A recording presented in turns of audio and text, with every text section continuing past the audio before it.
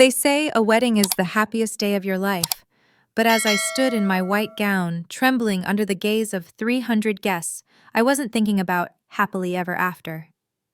I was thinking about the piece of paper burning a hole in my palm, a note my mother had just slipped me with a smile that could freeze hell over. It wasn't a blessing. It was a timer. In that split second, the mask slipped. I realized my mother hadn't spent thousands on these flowers to celebrate my union. She had orchestrated this entire event to stage my public execution. She expected me to crumble. She expected the old fragile Brooke to run crying into the bathroom, giving her exactly the breakdown she needed to lock me away forever. But she made one fatal mistake. She thought I was still her victim. If you think this is just another story about a controlling mother-in-law, you are wrong. This is a survival story. You are about to witness how I took a terrifying legal trap set 20 years in the making and turned it into the most satisfying, ruthless counterattack you will ever hear. I didn't just survive my mother's gift, I used it to bury her. I walked down that aisle smiling, not because I was happy, but because in that moment, I had already decided exactly how I was going to destroy her. My name is Brooke Davis, a 34-year-old hospice care manager who has spent a decade guiding families through their darkest final moments with clarity, grace, and professional detachment. I was trained to spot the subtle signs of decline in the dying, the shift in breathing, the glazing of the eyes, yet I remained blissfully, willfully blind to the calculated malice growing in the woman who gave me birth. I had always been the quiet one, the steady hand holding others as they let go, while my mother Evelyn was the whirlwind that demanded to be held. The reception at the country club was a masterpiece of pale gold and cream, a vision of elegance that Evelyn had curated down to the very last napkin ring. To the 300 guests, sipping expensive champagne, it looked like a mother's labor of love, a selfless gift to her only daughter. But I knew better. It was a stage set, and I was merely a prop she was maneuvering into the spotlight. The air in the ballroom was thick with the scent of lilies, a flower I had told her I hated because they reminded me of funerals, but she had insisted they were classic. Every compliment from a distant aunt or family friend was directed at her, praising her generosity, her taste, and her endless sacrifice. I stood by the head table, my smile plastered on like a mask, listening as she held court. I overheard her whispering to Mrs. Gable from the church, her voice dropped to a conspiratorial hush that was meant to be heard by anyone within a 5-foot radius. "We're just hoping she makes it through the night without an incident," she said, shaking her head with performative sadness, touching her pearls as if clutching a rosary. "She's so fragile lately. Marriage is such a pressure cooker for someone with her specific disposition." I stiffened my grip, tightening on my husband's hand until my knuckles turned white, but I said nothing. I never did. In Evelyn's world, silence was the rent I paid to exist. The orchestra swelled, signaling the speeches, and Evelyn approached me, her eyes shimmering with unshed, practiced tears. She held 2 crystal flutes distinct from the generic glassware on the tables, etched with delicate vines.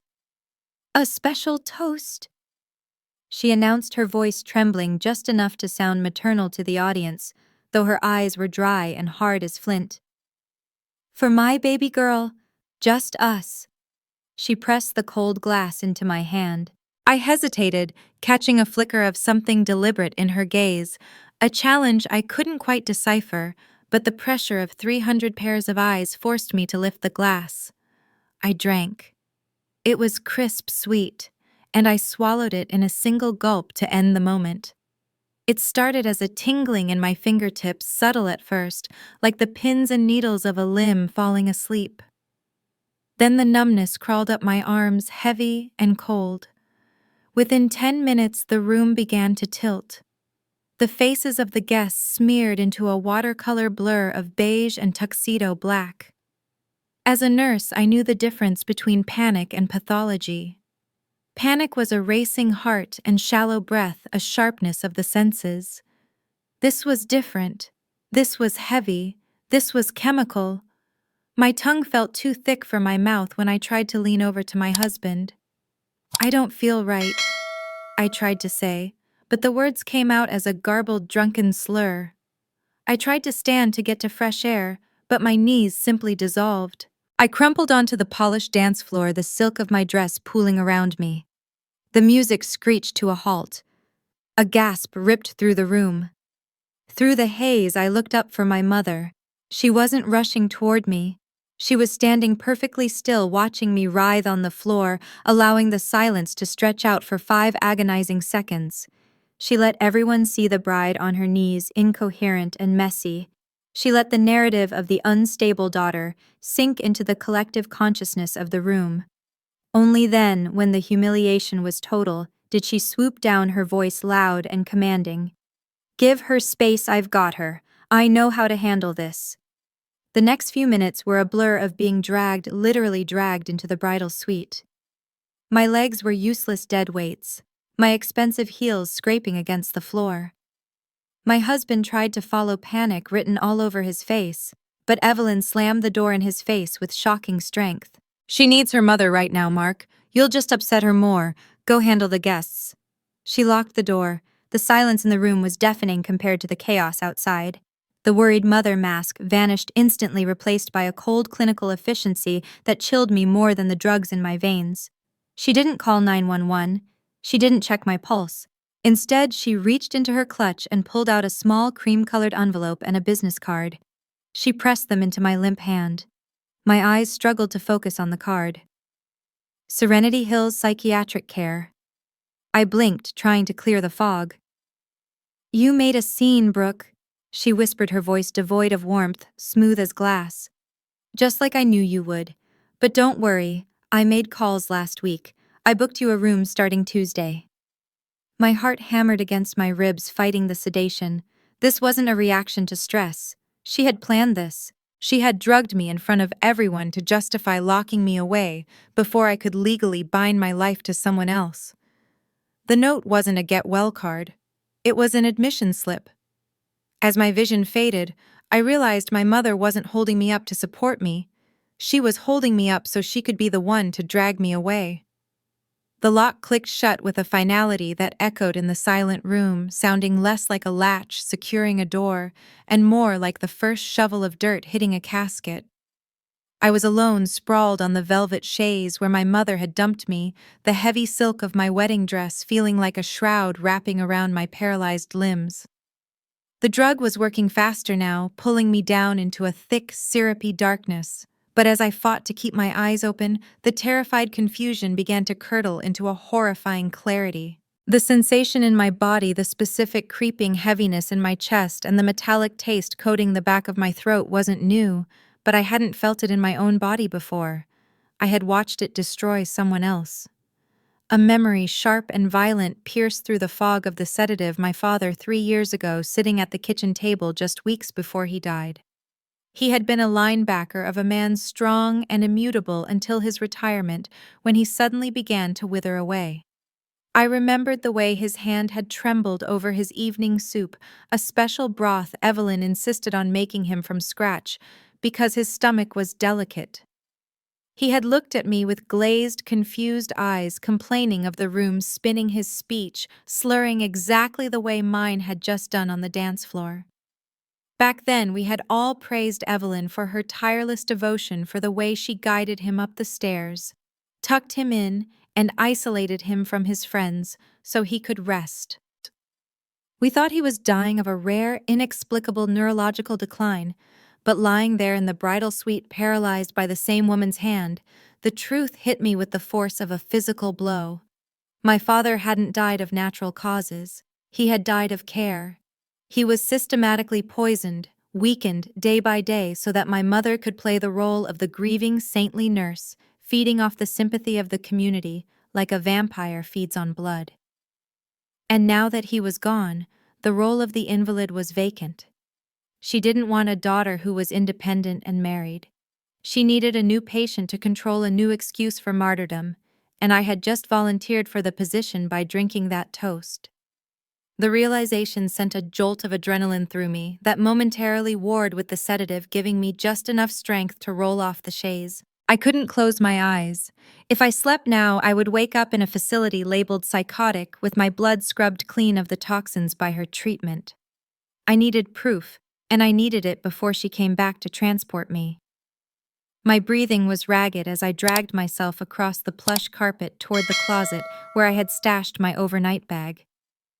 Being a hospice manager meant I lived my life in a state of perpetual readiness, and my go bag was never without a basic medical kit.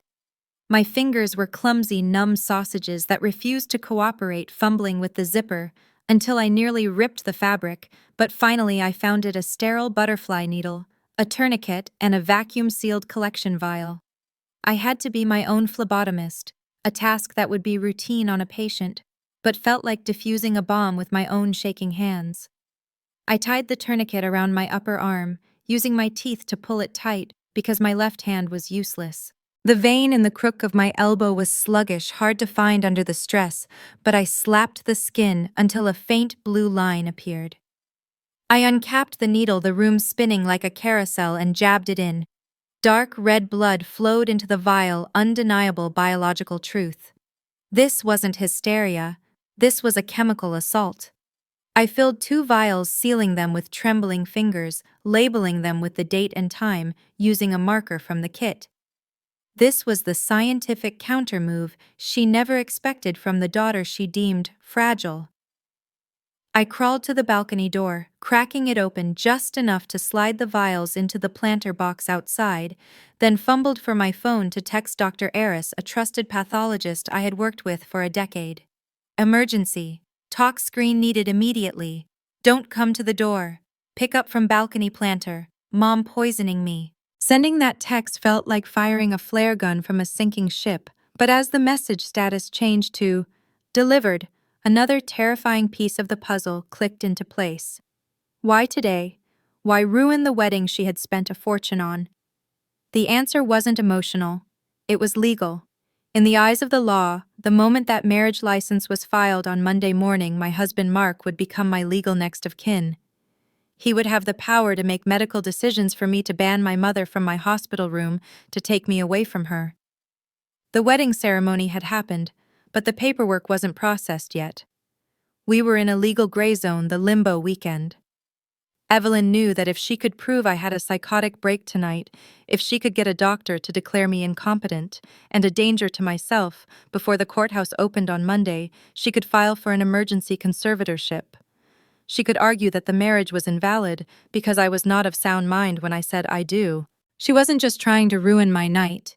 She was racing against the clock to annul my husband's rights and legally reclaim ownership of my body and mind before we could leave for our honeymoon.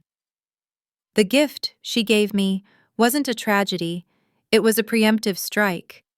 I leaned back against the wall, the empty syringe casing in my hand, listening to the muffled sounds of the party continuing downstairs without the bride.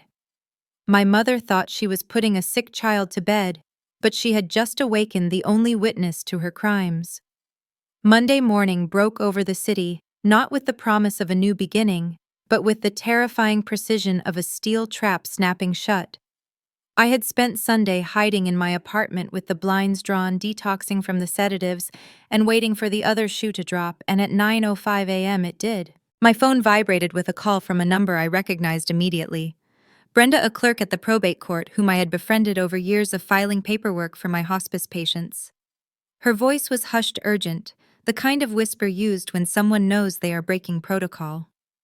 She told me that my mother was currently standing at the filing window, submitting an emergency ex parte petition for temporary conservatorship over my person and estate. The legal term chilled my blood faster than the drug had. Ex parte meant one-sided, a hearing where the judge would hear only her side of the story, because the situation was deemed too dangerous to wait for a defense. Brenda described the evidence Evelyn had attached to the petition, a flash drive containing the high-definition video of my collapse at the wedding, zoomed in to show my rolling eyes and slurred speech, and a thick stack of affidavits. Evelyn had falsified 6 months of care logs documenting imaginary manic episodes, fabricated suicidal threats, and incidents of confusion that never happened. She wasn't just claiming I had a bad night, she was constructing a paper trail of chronic instability that dated back months, making the wedding incident look like the inevitable tragic climax of a deteriorating mind.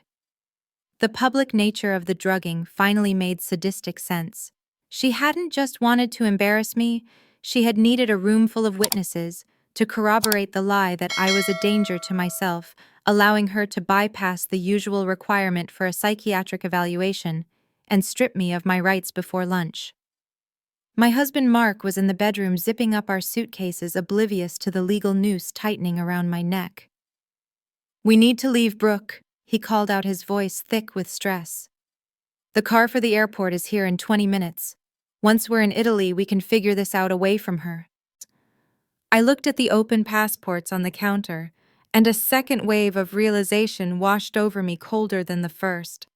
The honeymoon wasn't an escape route, it was the final door of the cage. If I got on that plane, I was playing directly into her script. I realized with sickening clarity that if my mother was bold enough to drug me at my wedding, she had almost certainly tampered with my luggage or toiletries. All it would take was a planted bottle of pills found by TSA or another dose of sedative slipping into my drink on the flight to trigger an international incident. If I had a breakdown in a foreign country, local authorities would look for the nearest blood relative to take custody. Evelyn would fly in playing the hero, mother rescuing her incompetent daughter from a husband who couldn't handle her, and she would use medical repatriation laws to fly me straight back to a locked facility in the States, bypassing Mark entirely. Running would make me look guilty. Running would make me look unstable. Leaving the jurisdiction was exactly what a flight risk would do, and it would give the judge every reason to grant her permanent control the moment I was dragged back to American soil. I walked into the bedroom and placed my hand over Mark's, stopping him from closing the suitcase. I saw the confusion in his eyes, the fear that I really was cracking under the pressure, and I knew I had to shatter his innocence to save us both. I didn't argue. I simply pulled up the email confirmation from the lab on my phone, the one acknowledging the receipt of a priority toxicology screening, and showed it to him. I explained the ex parte filing the fake logs and the trap waiting for us at the airport. I watched his face shift from confusion to horror and finally to a hard, angry resolve. "We aren't going to Italy," I told him, my voice steady for the first time in days. "We are staying right here. If we run, she wins. We need more than just blood in a vial. We need her to say it. We need a confession that proves intent." We devised a plan that required me to do the one thing I had spent my entire adult life avoiding, becoming the victim she wanted me to be. We set up his laptop in the living room, angling the webcam to cover the sofa, covering the recording light with a piece of tape. I needed to lure her into the open, to make her feel so safe in her victory that she would brag about the kill. I picked up the phone and dialed my mother, preparing to give the performance of my life to save my life. I spent the next 20 minutes destroying my own living room, staging the scene with the meticulous detail of a crime scene investigator. I pulled the curtains tight to blot out the afternoon sun, threw throw pillows haphazardly onto the floor to suggest a struggle with frustration, and rubbed raw onion on my eyes to induce the red, swollen look of hysterical weeping. Mark had retreated to the car, parked down the street, ready to act as backup if things went wrong, leaving me alone with the silent blinking eye of the webcam hidden inside the hollowed-out spine of a thick medical textbook on the shelf. When the knock finally came, 3 sharp raps that sounded more like a summons than a visit, I took a deep breath, slumped my shoulders, and opened the door to let the wolf in. Evelyn stood there, immaculate, in a pressed linen suit, holding a Tupperware container and her oversized purse. I didn't say hello. I just collapsed into her arms, sobbing about how Mark had left, how I couldn't stop shaking, how the noise in my head wouldn't stop. I felt her stiffen for a moment, and then she relaxed, patting my back with a rhythmic, heavy hand. I led her to the sofa, making sure she sat facing the bookshelf, and curled up into a ball next to her. I looked up at her with wide, wet eyes and delivered the line I had rehearsed a dozen times, the key that I prayed would unlock her darkest truth. "Mom," I whispered, grabbing her hand. "I'm scared. I don't think I can do this life anymore. Please just take care of me. Take care of me exactly like you took care of Dad." The effect was instantaneous. The tension in her jaw unspooled and a look of serene, terrifying satisfaction settled over her features. She squeezed my hand, her eyes gleaming with the validation she craved. "Oh, honey," she cooed, reaching for her purse. "I knew this would happen. Mark is a nice boy, but he's not family. He doesn't have the stomach for this kind of maintenance. He would have left you eventually, just like your father's friends left him." She pulled out a small orange prescription bottle with no label and popped the cap. I watched my heart hammering against my ribs as she brazenly crushed 2 white pills into a powder using the bottom of a heavy coaster and stirred them into the glass of water she had poured for me. She didn't even try to hide it. She believed I was too broken to notice, or perhaps she believed she had the right. As she stirred the spoon clinking softly against the glass, she continued, her voice dropping to a conspiratorial murmur. "Your father was difficult at the end too, you know. He fought me. He didn't want the medicine. He thought he could get better, but I knew the truth. I had to make the hard choices to keep him calm. I had to help him let go of the struggle. And look how peaceful he was at the end. I saved him from himself, Brooke. And now I'm going to save you." She handed me the glass, the water cloudy with sediment. "Drink this," she commanded softly. "It will make the noise stop." I took the glass with trembling hands, raising it to my lips. This was a trick I had learned from the most stubborn patients in the hospice ward, the cheek and spit. I tilted the glass, let the liquid hit my closed teeth, and then dramatically gulped, while actually letting the water pool in the hollow of my cheek. I grabbed a tissue from the coffee table, pretending to wipe my mouth, and spit the liquid into the wad of paper, crumbling it instantly in my fist. I coughed, feigning the bitterness of the pill. "Thank you, Mom," I rasped. "I just want to sleep." Evelyn smiled, a genuine beatific smile that chilled me to the bone. She reached into her bag again and pulled out a sleek folder. "I know, sweetheart. And you will. I just need you to sign these papers so I can get you into that nice place I told you about. It just gives Mommy permission to drive you there and talk to the doctors for you." It was a voluntary commitment form and a durable power of attorney. I took the pen she offered. My hand shook, not from acting, but from the sheer adrenaline of the moment. I signed my name at the bottom, Brooke Davis, but where the line asked for the date, I deliberately wrote the year as 2024 instead of 2026. It was a small clerical error, but in the world of legal contracts, an incorrect date on a document executed under duress would be the first thread my lawyer would pull to unravel the whole tapestry. Evelyn didn't check the date. She only checked the signature. She snapped the folder shut, stood up, and smoothed her skirt. "You rest now," she said, looking at me with the pity one reserves for a dying pet. "I'll go get the car and call the facility. Pack a bag." She walked out the door with a smile, clutching the papers she thought were her victory, unaware she was carrying her own confession. The emergency hearing took place in the suffocating quiet of Judge Holloway's chambers on Tuesday morning, a room that smelled of old leather floor wax and the heavy weight of judgment.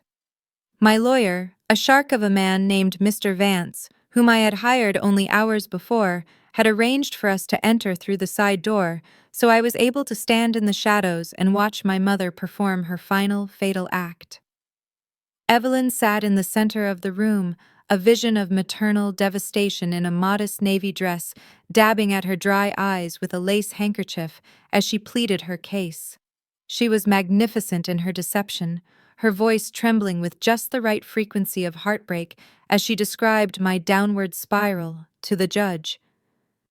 On the large monitor mounted on the wall, the video of my wedding collapse played on a loop, my legs giving out, my eyes rolling back, the incoherent slurring of my speech. It was a damning piece of theater, edited to strip away the context and leave only the image of a woman completely undone. "I tried to protect her," Evelyn sobbed, leaning forward to grasp the judge's sympathy with both hands. "I tried to keep this private, Your Honor. But after she tried to hurt herself again yesterday, I just can't watch my little girl die. I need the authority to get her the help she refuses to accept." Judge Holloway, a man in his 60s who likely saw his own daughter in her plea, was nodding slowly, his pen hovering over the order that would strip me of my autonomy and hand my life over to the woman who wanted to end it. The terror in the room was palpable. I was watching the legal system designed to protect the vulnerable being weaponized by a predator who knew exactly which buttons to push. Mr. Vance placed a firm hand on my shoulder, signaling that it was time to stop the show. We stepped into the light. "I object to this entire proceeding based on fraudulent evidence, Your Honor," Vance announced, his voice slicing through the thick, emotional atmosphere like a scalpel. Evelyn spun around in her chair, and for a split second the mask slipped. Her eyes widened, not with relief at seeing me alive, but with the sheer white-hot fury of a director whose play has been interrupted. She quickly recovered, reaching out a hand toward me. "Brooke, oh, thank God you're here. You see, Your Honor." She's confused, she doesn't know what she's doing. But I didn't flinch, and I didn't look at her. I looked straight at the judge. I wasn't the trembling, slurring mess on the screen. I was standing tall, dressed in a sharp blazer, my eyes clear and cold. Mr. Vance didn't waste time with arguments. He walked to the bench and slid a single document across the mahogany surface.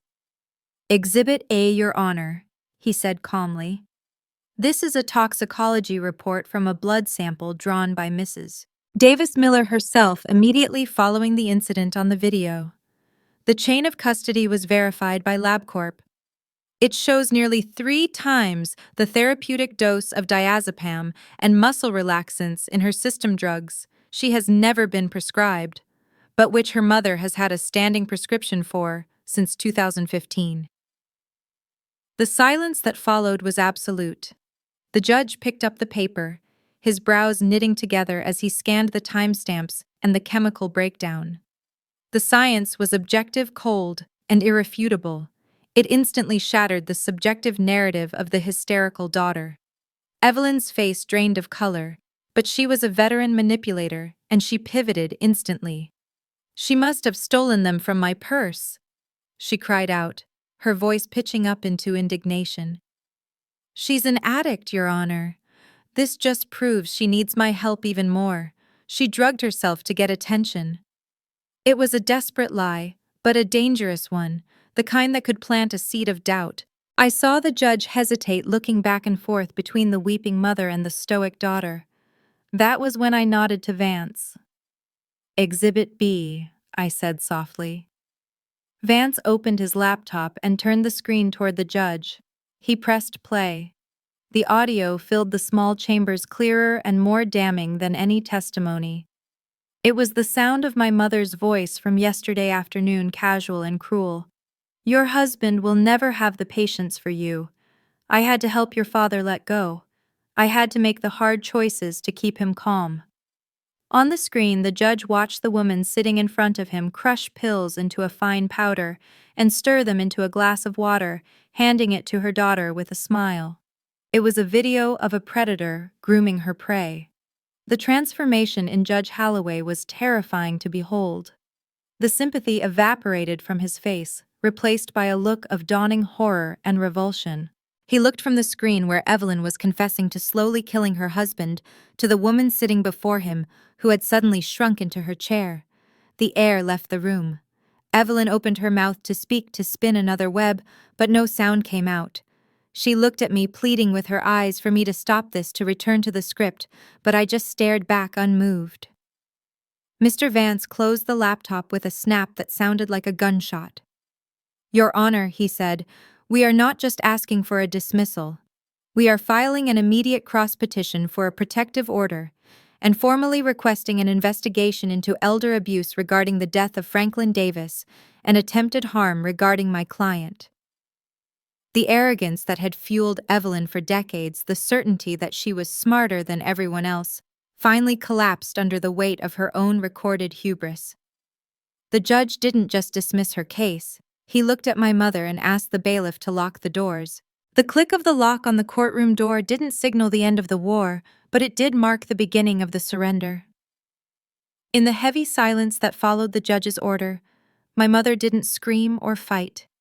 She simply deflated, collapsing into herself like a dying star running out of fuel. Mr. Vance and I had prepared for this moment, knowing that a criminal trial for attempted poisoning and elder abuse would be a long public spectacle that would allow Evelyn to play the martyr on the nightly news for months. I didn't want to give her another stage, and I didn't want to spend the first year of my marriage testifying against my own mother in a cold witness box. So we offered her a mercy she didn't deserve, but one that served my need for peace perfectly. We presented a plea deal, a quiet arrangement that would keep her out of prison, but effectively end her reign of terror. She could avoid jail time if she voluntarily entered the Kensington, a high-security, luxury-assisted living facility, 2 towns over the very same golden cage she had once threatened to put my father in when he became too difficult to control.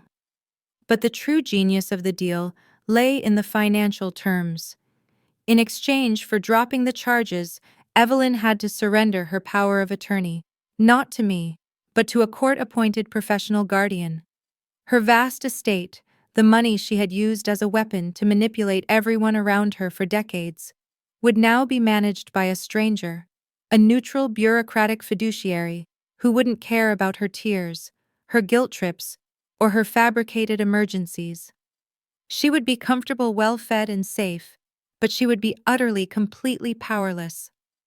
A month later, I drove to the Kensington to visit her for the first time.